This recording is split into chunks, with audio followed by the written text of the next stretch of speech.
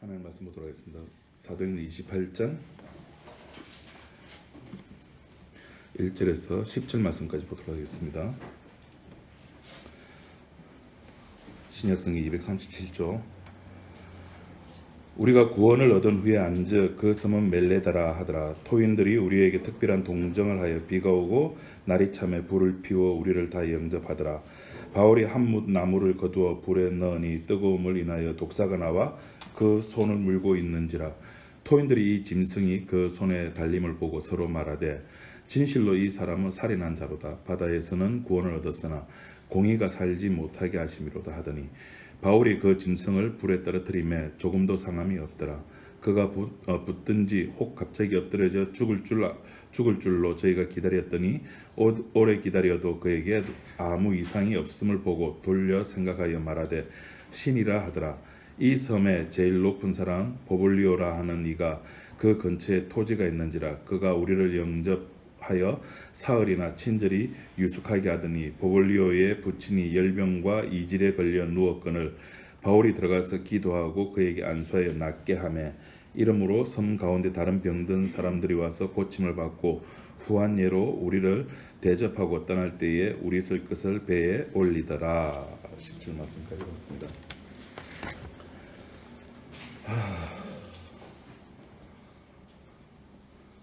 저도 깜짝 놀랐습니다. 이 주부 만들면서 마지막 모였던 게 2020년 7번 모이고 또 끊겼거든요. 어제 주부 만들려고 딱 보니까 오늘이 17번째 주일입니다. 와, 10주를 안 모였다. 이 코로나 때문에 이렇게 대한민국이라고 하는 나라가 특히 이렇게 교회가 큰 난리가 났습니다. 뭐냐면은 그동안에 교회는 주일 성수라는 것을 되게 강조를 많이 했거든요. 주일 성수는 뭐하고 바꿔야 된다? 목숨하고도 바꿔야 된다. 철저하게 지켜야 된다 그랬거든요.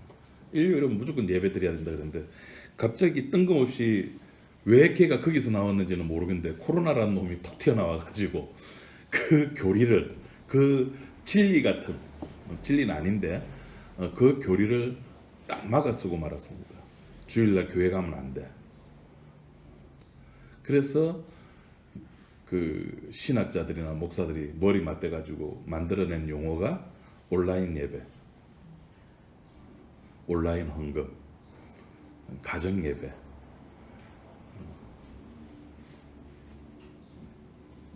주일 성수하는 문제가 이 코로나로 인해 가지고 사람들의 생각을 확 바꿔놔 버렸습니다. 예배의 문제도 마찬가지고 성가대가 있어야 되고 목사가 있어야 되고 장로님이 나와서 기도해야 되고 뭐 헌금을 해야 되고 이런 모든 것들이 완전 뒤집어진 거죠. 그러면은 주일이라는 것이 무슨 의미가 있고 예배라고 하는 것이 무엇인가? 그건 우리가 숱하게 이야기를 해왔지만 예배는 지금 우리가 이렇게 앉아가지고 제일 처음 우리가 뭐 했죠? 묵상기도 하고 뭐 어떤 교회는 뭐 예배 부름 해가지고 뭐 지금부터 해가 뭐 하고 뭐 축도 하고 이런 모든 것들 순서들은 그냥 우리들끼리 약속입니다. 우리 이렇게 하자. 옛날부터 내려온 거기 때문에 목사님 따를 필요 없겠네요. 예, 따를 필요 없습니다. 그럼 하지 맙시다. 예, 안 해도 상관없습니다. 안 해도 상관없다는 말은 해도 상관이 없다는 거예요. 여기에 의미가 있는 게 아니기 때문에. 예배라고 하는 것은 주님과 죄인 간의 주님의 계획된 만남이에요. 우리의 만남이 아니라 주님께서 계획하신 그 만남에 그것을 우리들끼리 늘 하는 말로 표현하면 사건이죠. 주님께서 일으키신 사건에 죄인이 빨려 들어가는 겁니다. 우리 왜 냉커피나 미숫가루 이렇게 컵에 해가지고 탈 때 보면 막 휘젓잖아요. 그럼 그 주변에 있던 미숫가루 덩어리들이 어디에 다 빨려 들어갑니까? 가운데 다 빨려 들어가잖아요. 다 빨려 들어가. 주님께서 일으키신 사건에 그 주변에 있는 죄인이 빨려 들어가가지고 그 빨려 들어간 죄인이 자기의 본질을 깨닫게 되는 겁니다.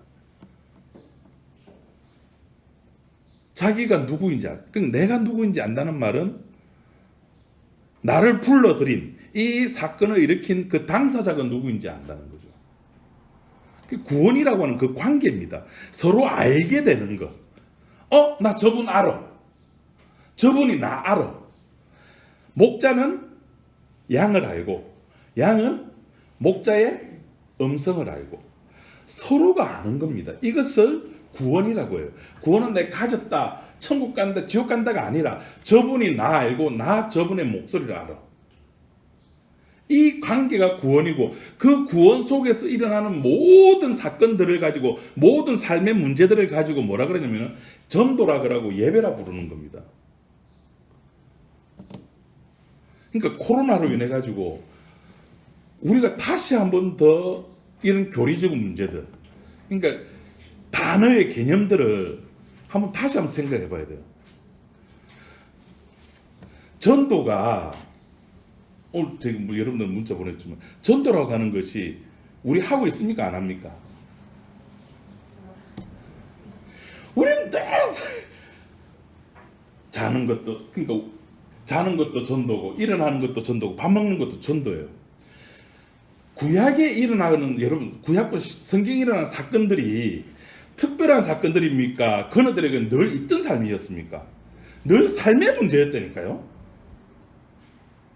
그 삶이 우리 인간들 보기에 윤리적, 도덕적 가치 기준에 의해 가지고 저건 좋은 거야, 나쁜 거야. 우리는 그렇게 나누지만은 주님께서는 그 인간들의 그 일상의 삶을 가지고 전도를 만들어버리고 예배로 만들어버린다니까요. 수가성의 요한복음 4장의 수가성의 여인이 예수님을 만나는 그 과정을 누가 오늘날 우리 예배 있는 이 예배학 요 순서에 의해 가지고 어디 하나 걸리는 부분 있습니까? 하나도 안 맞아요. 수가성 여인은 물 들어와 가지고 예수님 만났고 서로 이야기하다가 메시아를 만나는 겁니다. 메시아를 만나는 것을 가지고 예수님께서는 신령과 진정의 예배를 드렸다는 거예요. 그러니까 수가성 여인은 자기는 몰라요. 내가 이게 전도인지. 우리는 그 요한복음 4장에서 그 물동이를 내버려 두고 자기가 사는 마을에 내려가가지고 나 메시아 만났다 그것을 전도라고 말하는데 물론 그것도 전도가 맞아요. 근데 그 앞에 있는 그 사건도 전도고 그 앞에 있는 사건도 예배라는 겁니다. 그러니까 우리는 늘상 전도를 하고 있는데 뭐 특별히 시간을 내 가지고 뭐 이름도 까먹었어. 총동원 전도주의. 일정을 딱 정해가지고 요 기간 동안에 집중적으로 한 사람 딱 마킹해가지고 그 사람들 뭐 잘해주고 그건 우리의 머리에서 나오는 전도의 방법이지 주님께서 말하시는 전도가 아니잖아요. 신앙의 열매라고 하는 게 도대체 무엇입니까? 우리는 그렇게 생각하죠. 신앙의 열매라고 하는 것은 나의 삶에 내가 주님께서 말씀하신 어떤 것들을 지켜내고 혹은 내가 지키려고 무지무지 애를 쓰는 어떤 것. 그럼 주님은 그것을 보고 착하고 충성된 종이라고 잘했다고 칭찬해 준다라고 이야기를 합니다. 근데 마태복음 7장 7장에 보시면은 기가 막힌 말이 나옵니다. 마태복음 7장 한번 보도록 합시다.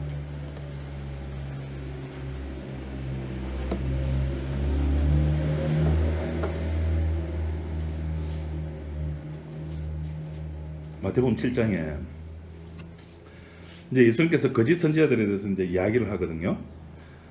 거짓 선지자들을 어떻게 알 수 있느냐 하면은 열매로 안 돼요. 그럼 열매가 뭐냐? 그 21절에 이제 이런 내용입니다. 열매에 대해서 말씀하신 그 다음 구절에 보면 이제 열매가 무언가에 대해서 이제 설명해 주고 있는데 21절 나더러 주여 주여 하는 자마다 천국에 다 들어갈 것이 아니요. 우리 같이 읽읍시다. 내 혼자 읽으니까 목이 아픕니다. 다 같이. 설마 한글 까먹은 건 아니죠? 10주 동안에. 다 같이 한번 읽읍시다. 시작.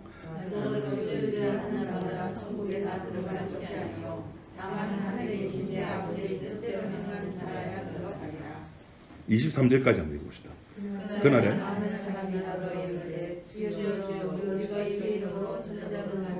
주의 이름으로 쫓아내며 주의 그때 내가 저희에게 밝히 말하되 내가 너를 도무지 알지 못하니 불법을 행하는 자들아 내게서 떠나가라 하리라. 지금 여기 보시면은 신앙의 열매라고 하는 것은 하나님 아버지의 뜻대로 행하는 것. 하나님 아버지의 뜻대로 행하는 것.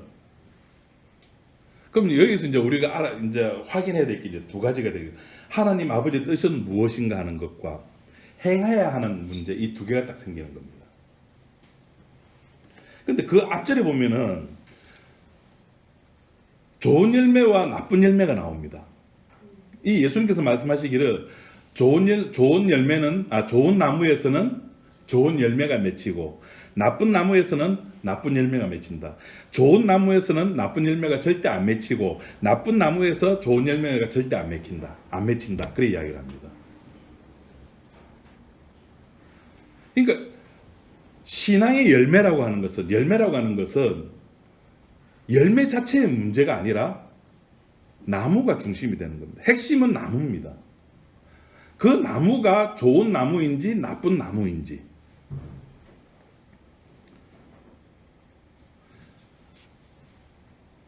그 예수님께서 만약 우리가 그 아버지의 뜻대로 행하는 자라고 했을 때에 이 행한다는 개념을 구약식의 어떤 율법적 개념으로 우리가 받아들이게 된다면 마태복음 5장, 6장, 7장에 나오는 산상수훈들을 우리들은 다 지켜야 되는 겁니다.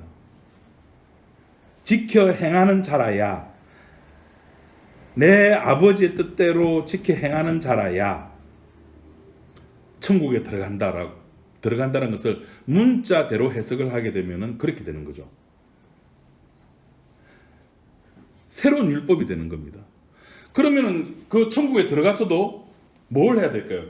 계속 그 천국에 대한 그 5장, 6장, 7장 난 지켰어에 관한 이야기가 나와야 되는데, 이런 재밌는 거는 계시록에 보시면은 20장, 21장 새하늘과 새 땅에 들어가가지고 소위 말하는 14만 4천 명, 다시 말해 천국 들어간 자들이 그 사람들이 율법을 지킵니까? 뭐 지켰다는 이야기가 있습니까? 그 바리새인과 세리에게처럼 주님 나는 그 11조도 하고 뭐 금식기도도 하고 뭐 한다는 내용이 있습니까? 없어요. 뭐만 있습니까? 그냥 감사의 찬양만 있다니까요. 감사의 찬양만. 천국은 그거예요. 천국이라고 하는 것은 감사의 찬양이 나오는 곳입니다. 너 찬양해 이게 아니라 감사의 찬양이라니까요. 저쪽에서 은혜를 줘가지고 그 은혜에 감업해가지고 나오는 찬양, 감사의 찬양. 그 구약에 보면 뚫은기라는 내용이 나오지 않습니까?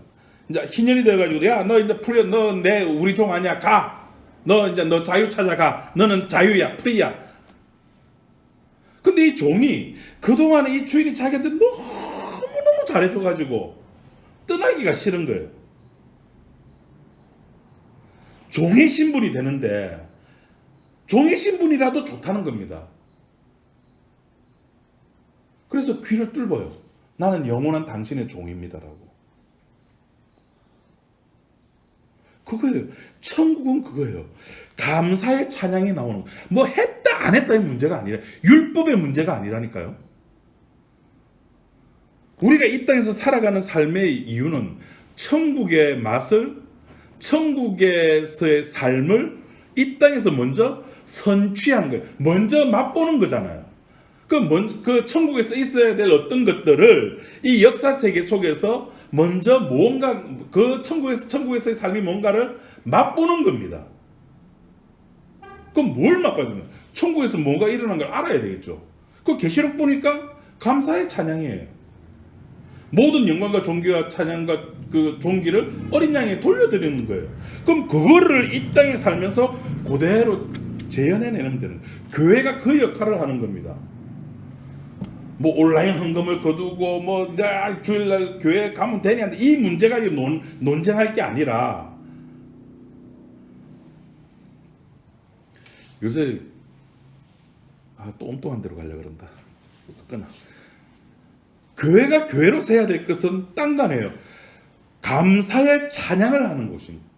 그럼 감사를 알려고 하면 뭘 알아야 됩니까? 하나죠. 내가 누군가를 아는 겁니다. 나를 십자가 앞에 세워야 되는 겁니다. 나를 어떻게 십자가 앞에 세웁니까? 나도 몰라요. 죄송하지만. 방법이 있으면 제가 알려드릴 텐데 나를 십자가 앞에 세우는 방법이 없어요. 방법이. 알려드릴 어떤 공식이 딱 있으면 좋은데 근데 공식을 만들었습니다. 저쪽 기독교 모 단체에서 사형리라고. 1형리 하나님 당신을 사랑하십니다. 2형리 당신은 죄인입니다. 예수 그리스도께서 오셔서 당신이 저를 다 사했습니다. 당신은 이런 기도를 하셔야 됩니다. 이 기도가 마음에 드십니까? 예, 마음에 듭니다. 그럼 당신 속에 예수님이 오셨습니다. 방정식을 딱 만들었어요. 요 틀 내로 예수님 오시면은 진짜 최고인데 그런 방법이 아니더라. 그런 방법이 아니에요. 어떤 방법입니까? 은혜의 방법을 사용하는 거예요. 은혜란 뭐죠? 선물이에요. 나도 모르는 겁니다. 그럼 어느 날 뜬금없이 기장군청에서 각 가정에 2당 10만 원씩. 오, 기장 최고입니다, 여러분. 지금 다른 데는 다 5만 원씩 주는데 뭐 상품권을 준다는데 바로 현금으로 30만 원 통장에 들어왔습니다. 와, 마스크 5개씩 뭐 3번 딱딱딱 나눠주죠. 손소독제 딱 나눠주죠. 저 기장군청에서 온 겁니다. 이 은혜라니까요. 생각지도 안 했는데 사건을 일으켜서 그 사람을 십자가 앞에 세우는 방법입니다. 거짓 선지자들은 뭘 했는가 하면은 주의 이름으로 저건 누가 봐도 좋은 열매라고 생각할 수 있는 것. 주의 이름으로 귀신을 축출하고 많은 권능을 행했고 다른 사람 이름 아닙니다. 부처 이름 아닙니다. 주의 이름입니다. 근데 주님께서 뭘 한다고요? 나니 모른다.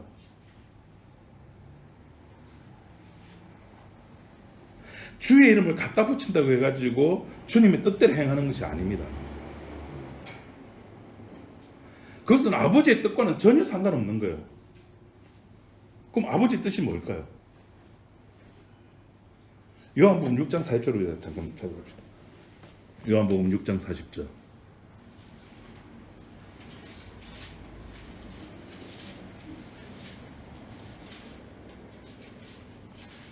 다 같이 한번 읽어보도록 합시다. 요한복음 6장 40절 시작. 내 아버지의 뜻은 아들을 보고 믿는 자마다 영생을 이것이니 마지막 날에 내가 이를 다시 살리리라. 내 아버지의 뜻은 하나님 아버지의 뜻은 그 아들 예수 그리스도를 믿는 자에게 영생을 주는 것이라고 합니다. 이것을 믿고 행하는 자. 그래서 이것을 믿고 뭘 행하죠? 자, 믿는 거는 아버지의 뜻은 이제 알았어요. 이제 아버지 뜻은 알았어요. 그죠? 천국에 들어가기 위해서 내 아버지 뜻대로 행하는 자라 그랬으니까 아버지 뜻은 알았어요. 아버지 뜻은 뭐냐면은 예수 그리스도를 믿는 자에게 영생을 주는 것이 하나님 아버지 뜻입니다. 그럼 이제 행해야 되죠. 영생을 주기 위해서는 내가 뭘 행해야 될까요? 뭘 행해야 될까요? 빨려 들어가야 되죠. 빨려. 미숫가루 휙 찌을 때 미숫가루 덩어리가 그 가운데 빨려 들어가듯이 빨려 들어가는 겁니다. 그럼 주님이 일으키신 사건에 안 빨려 들어갈 인간들이 있느냐? 인생들이 있느냐? 없습니다. 모든 인간은 거기에 다 빨려 들어가요. 그러니까 내가 걱정할 게 하나도 없는 거예요.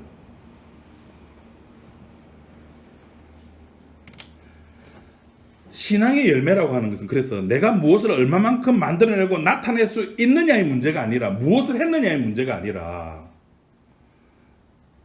그리스도를 믿느냐. 주여 나는 죄인이로소이다라고 고백을 하느냐. 그 고백을 하는 자는 신앙의 열매가 있고 좋은 열매라고 하는 겁니다. 예수 그리스도를 믿는다는 것이 내 의지로 내 능력으로 그래 난 저 사건에 끼어 들어가야 돼. 들어갈 수가 있는 문제가 아니라고. 우리는 그런 종자들이 아니라고. 우리는 언제나 의식주 문제가 먼저인 사람들이에요. 베드로와 예수님이 처음 만나면서 베드로를 제외한 나머지 사람들은 전부 관심이 어디가 있었습니까? 오로지 거기에만 가 있는 거예요. 먹고 사는 문제. 그것이 우리들의 본질입니다. 그것을 베드로처럼 포기하게 만든다니까요.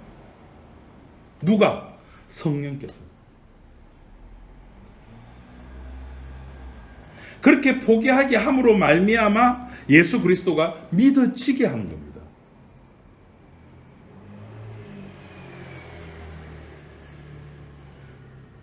거기에는 이적을 나타낼 필요도 없죠. 주님께서 일으키신 사건 속에서는 흔히 말하는 신기한 기적들, 능력들, 그것이 아니더라도 좋은 열매가 될, 그러니까 이렇게 쉽게 말해서 선택을 받은, 창세전에 선택받은 아이들은, 사람들은 그 기적이 아니더라도 혹은 그 기적 속에서 그 기적의 뜻이 무엇인지, 그 표적의 뜻이 무엇인지 알아먹는다는 겁니다.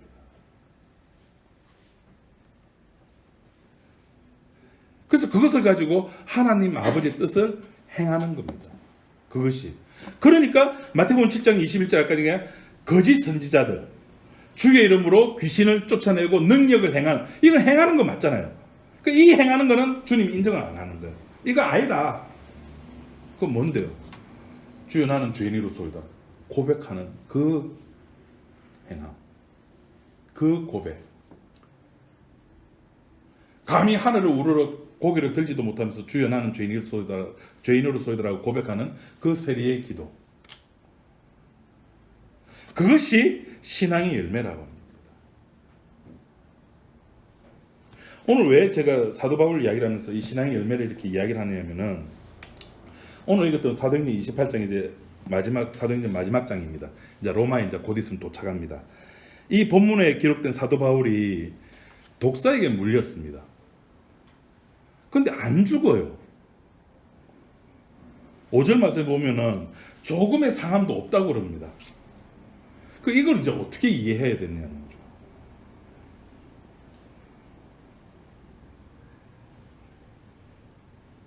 바울이 이제 멜리데라고 하는 섬, 지금 찾아보니까 몰타라고 합니다. 몰타 지역, 나중에 집에 가셔서 인터넷 검색해 보십시오. 몰타라고 합니다. 이제 그 파선해가지고 몰타라고 하는 멜리데라고 하는 그 섬에 들어가게 됩니다. 그 간 만큼 이제 로마로 가는 시간들은 지체가 되겠죠. 4절에 보니까 멜리데 섬의 원주민들은 바울이 이제 살인자라고 생각하는 겁니다. 그 죄수로서 로마로 끌려가고 있다라고 생각하게 되죠.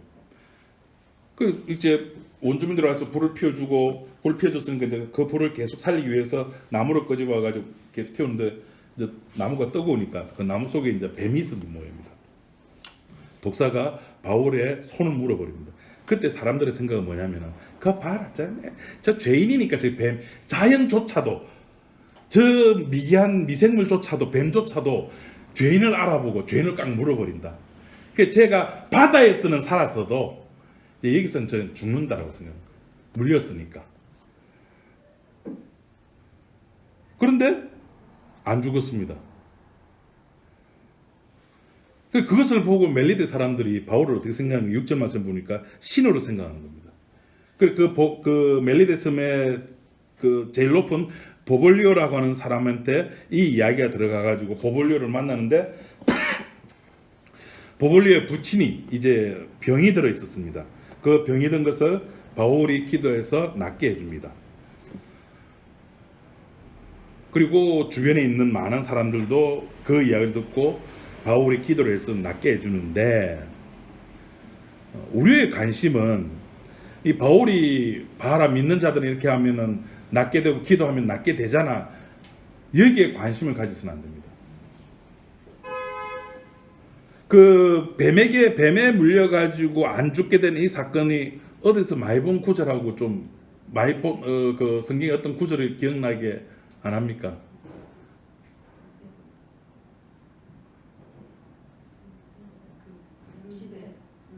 불뱀. 그거 죽었잖아요. 죽은 사람 죽고 살은 사람 살고. 에이, 권사님들인데. 마가복음 우리 16장 잠깐 보고 들어갑시다.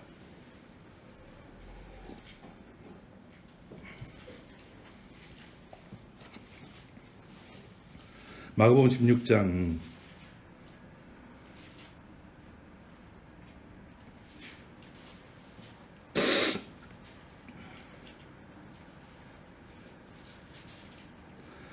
15절.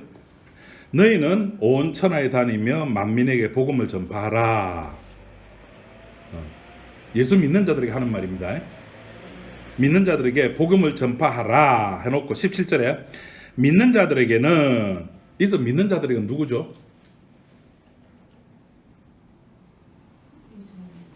복음 전파하는 자들. 그죠? 맞죠? 복음 전파하는 자들에게는 이런 표적이 따르리니 저희가 내 이름으로 귀신을 쫓아내며 새 방언을 말하며 뱀을 집으며 무슨 독을 마실지라도 해를 받지 아니하며 병든 사람에게 손을 얹은즉 나으리라. 이거 똑같죠? 실제로 그런 사람이 있었습니다. 이 말씀을 믿고 독을 맞고 죽은 사람이 있었습니다. 살지 못하고.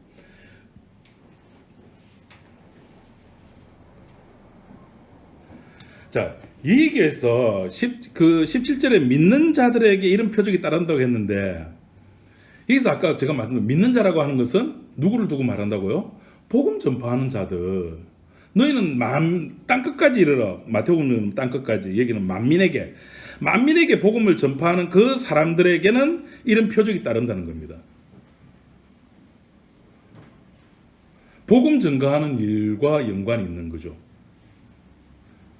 그럼 이 복음을 누가 전파하느냐는 겁니다. 16절 말씀, 20절 말씀 우리 다 같이 한번 보도록 합시다. 마가복음 16장 20절, 21절. 마가복음 16장 20절 다 같이 한번 읽어보도록 합시다. 시작.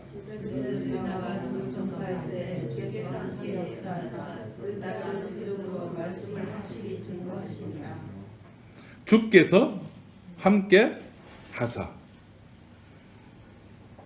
주께서 복음을 전파하시는 겁니다. 주께서 자기의 복음을 전파하게 하시는 겁니다. 다시 말해서 이 마가복음 16장 17절 18절에 믿는 자들에게는 이런 표적, 복음 전하는 자들에게는 이런 표적이 따르리라는 말은 복음을 막는 어떤 요소가 있더라도, 다시 말해서 그 어떤 요소가 뭐 귀신 들린 거, 독사, 독 마시는 거, 아픈 거, 이런 것들이 복음 전파의 걸림돌로 작용을 한다 안 한다? 안 한다는 뜻입니다. 우리가 살아가면서 뭐 지금 좀 코로나에도 발병되고 뭐 한다 하더라도 그런 것들이 하나님께서 일으키는 그 사건 속에 빠져들어가는 나를 제어할 수가 있다 없다? 없다는 겁니다.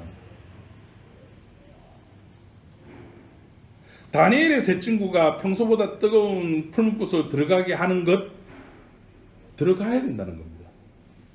그래서 건져내는 것이 아니라 그 들어가게 하심으로 말미암아 그 속에서도 아무 일이 없는,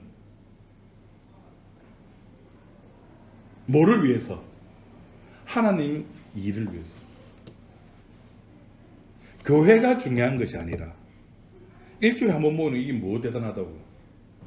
이게 중요한 것이 아니라 복음을 전파하는 데에 독이라든지 독사라든지 아픔이라고 하든지 이런 것들이 하등 방해거리로 등장할 수가 없고, 설사 등장한다 할지라도 성령님께서 알아서 처리를 해주신다는 겁니다.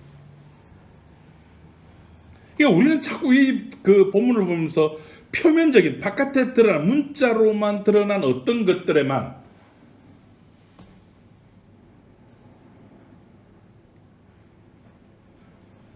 아프면은 주님 이 아픔을 나에게 없애주세요 라고 기도하는 것이 우리들이잖아요. 그게 아니라 아프면 아픈 대로 그 속에서 살아가는 겁니다.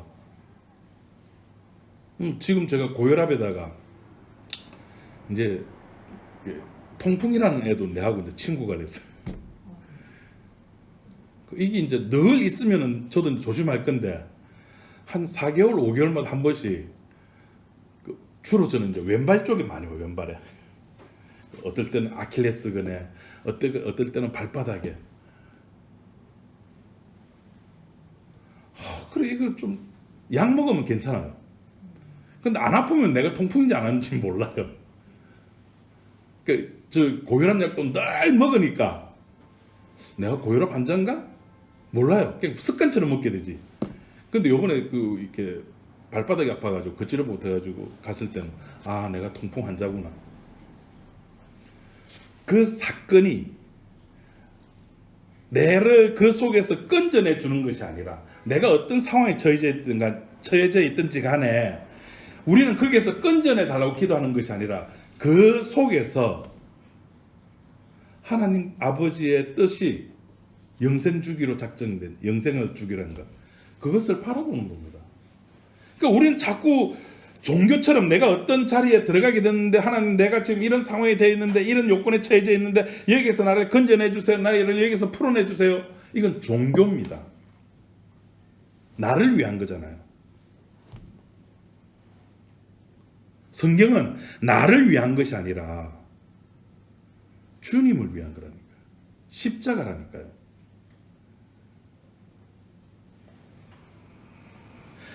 바로 이런 점에서 사도 바울이 멜리데 섬에서 독사에게 물려도 전혀 해를 당하지 않았던 것은 복음 전파하기 위한 하나의 수단이기 때문인 겁니다. 봐라, 독사에 물렸잖아, 안 죽잖아. 그게 아니라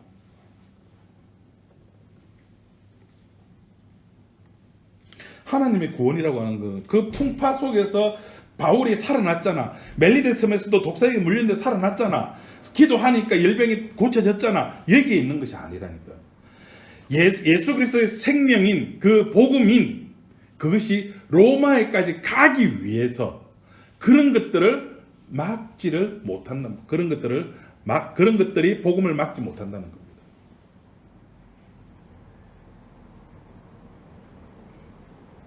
그렇기 때문에 결국 바다에 풍랑이 일어나가지고 멜리데 섬에 들어가게 되고 혹은 세상의 어떤 조건이 바울을 통해 바울이 로마로 가고자 복음을 싣고 로마로 가고자 하는 그것을 방해를 절대 할 수가 없다는 겁니다. 그래서 시편 23편에 내가 사망의 음침한 골짜기를 갈지라도 주의 지팡이와 막대기가 나를 안위한다 하지 주의 지팡이와 막대기로 인해서 내가 그 사망의 음침한 골짜기에서 나온다고 안 했습니다. 욥도 마찬가지죠.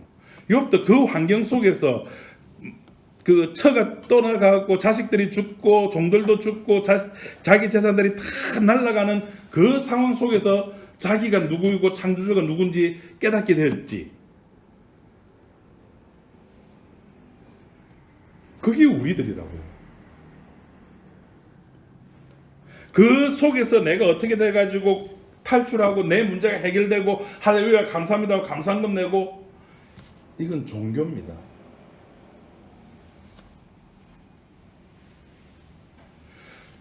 지금 세상 사람들 눈에는 이 멜리데 섬에 있는 사람들 눈에는 바울을 죄인이기 때문에 그 로마 시민권을 가진 죄인이기 때문에 로마로 압송하는 것처럼 보이죠. 예, 그게 팩트입니다. 그게 역사적 팩트입니다.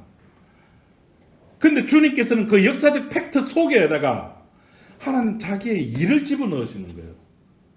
그것이 뭐냐면은 죄수의 몸이 된 바울 속에다가 복음을 집어넣게 되는 거 아닙니까? 그러니까 그것을 바라봐야 되는 거죠, 우리는. 그러니까 우리는 이 세상 속에 역사 속에서 살아가지만은 역사 속에 들어와 있는 묵시를 바라보고 십자가의 사건을 바라보게 되는 거죠.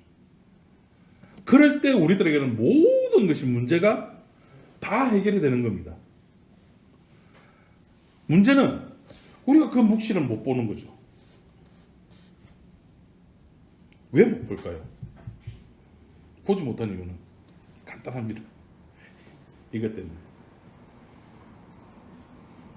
육신 때문에. 육신을 가지고 있기 때문에. 고린도서 15장에 나오는 그 새 몸, 부활 주님께서 재림하시고 나서 우리가 입게 될 새로운 몸이 아니기 때문에, 그래서 주님께서 그걸 아시기 때문에 우리들에게 행하라는 것을 요구하지 않습니다. 그냥 있으라는 겁니다. 어디에? 그리스도 예수 안에 있으라. 그러면은 결코 정죄함이 없느니라.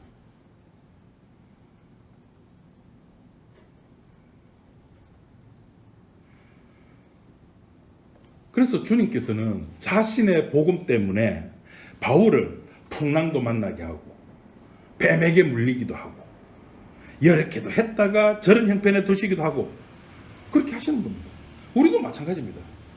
주님의 복음 때문에 이래 치면 이래 치기도 하고 저래 치면 저래 치기도 하고 그런 형편에 놔두는 겁니다.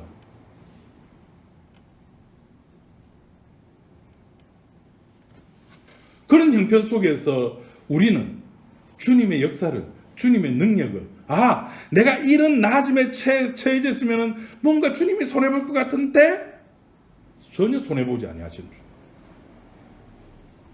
내가 떨어지도, 내가 올라가든, 내가 돈을 벌든, 내가 로또 복권에 1등이 당첨이 되든, 내가 갑자기 횡재수를 하든, 어쨌든 간에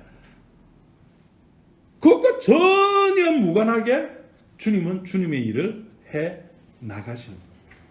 그것을 우리는 목도하는 거죠. 그것을 목도할 때 우리는 감사의 찬양이 나오는 겁니다. 하박국에 나와 있는 그 시, 하박국의 시처럼 외양간에 송아지가 없고 포도나무에 열매가 없고 소출이 없을지라도 나는 만군의 여호와 하나님으로 인하여 감사하리라. 이런 감사가 그냥 나오는 것이 아니고 주님께서 막 회오리 속에 내가 빨려 들어갔을 때, 그러니까 여러분 생각해 보십시오. 주님께서 일으키시는 그 회오리 속에 우리가 1년 365일 빠져들어간다 생각해 보십시오. 살 수 있겠습니까? 못 삽니다.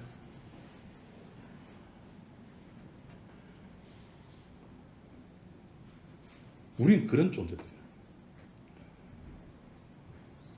주님께서 일으키신 그 사건 속에 늘 사건은 일어나지만 우리는 그 사건을 애써 외면하려고 그래요. 육적인 인간이 싫으니까. 수가 성령님과 예수님의 대화 속에서 야, 네 남편 데리고 와. 얼마나 그 여인에게 수치스러운 부분이겠습니까?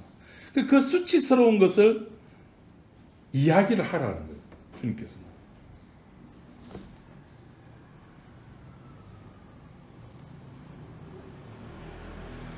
그러니까 우리들에게 있어서 신앙의 열매라고 하는 것은 나의 이런 수치스러움을 주님 앞에 내어놓는 겁니다.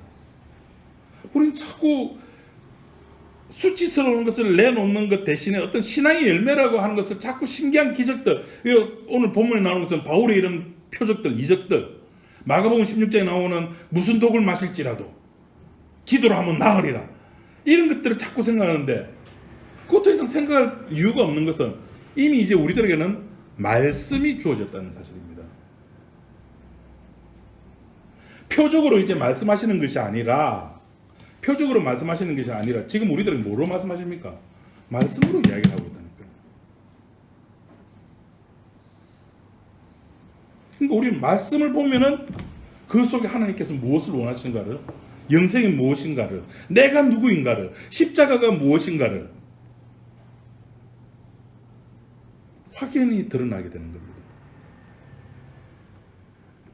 그러니까 우리는 신앙의 열매라고 하는 것을 어떤 신기한 기적으로 나타나는 것으로 확인하려고 하지 말고, 저는 가끔 그랬습니다. 옛날에 복음 알기 전에 방언 한번 해보려고 생쇼를 했고, 지금도 있는가 모르겠습니다. 저희 감난산 기도원에 올라가면 산기도한다 올라가다 보면은 이렇게 좀 한 사람 딱 앉아서 기도할 수 있는 바위가 하나 있어요. 얼마나 이걸 두들겼는지 그놈 방언 한번 해볼게라고, 목이 쉬어라고. 요새도 그렇게 하는 사람 있습니까? 산기도 올라가지고 막 고래고래 감 지르면서. 고함 지르면 속은 시원해요. 고함 지르고 내려오면은 요새 이제 산에 올라가서 야호 못하게 하잖아요. 옛날에 산에 올라가서 야호 고함 지르고 나면 속이 시원하잖아요. 여러분 진짜 노래방 가가지고 노래 한 30분 실컷 부르감 나와 보여서 속이 어떻는가? 어우, 그게 은혜가 아니잖아요. 그 자기 만족이죠. 자기 속풀인 겁니다. 그 소위 말해 스트레스 해소하는 거죠. 우리들에게는 어떤 신기한 기적이 아니라 주어진 말씀 속에서 우리들에게 이야기하는 하나님 말씀이 있다고. 그것이 뭐냐? 네 누구 하는 겁니다. 네 누구? 네 뭐 했노를 주님께서 묻지 않습니다. 네 뭐 하다 왔노? 이거 안 묻습니다, 여러분.